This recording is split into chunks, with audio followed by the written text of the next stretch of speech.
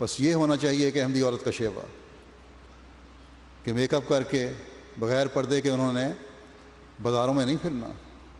تیار ہونا اور بننا سنورنا ہے اگر شادی سے پہلے بھی ہے یہ لڑکیوں میں تو صرف اپنے عورتوں کے ماحول میں یا اپنے محرم رشتہ داروں کے سامنے.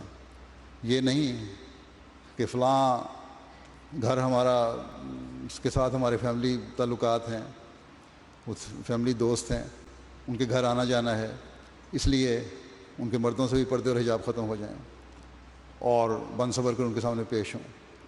ہمیشہ یاد رکھیں کہ حیا عورت کا زیور ہے اور یہی وہ زینت ہے جس پر عورت کو فخر ہونا چاہیے، نہ کہ دنیا کے کھیل کود اور بہلاوے کے سامان اور سوشل گیدرنگ اور غیر گھروں میں جا کر لڑکیوں کا راتوں کو رہنا کہ ہماری پرانی دوستی ہے اس خاندان سے.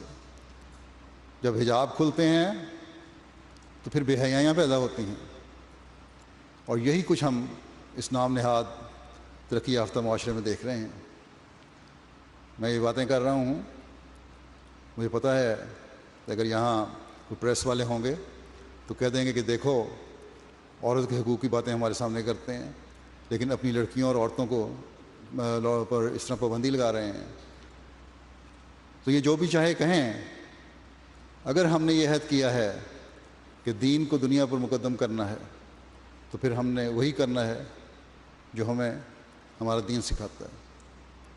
یہ بھی وعدے کر دوں کہ راتوں کو باہر رہنا چھوٹی عمر کے لڑکوں کا بھی اسی طرح لغو ہے جس طرح لڑکیوں کا رہنا. لڑکوں کو بھی دوسروں کے گھروں میں تفریحی پروگراموں کے نام پر راتیں نہیں گزارنی چاہیے. ماں باپ کو اس بات کا بھی خیال رکھنا چاہیے.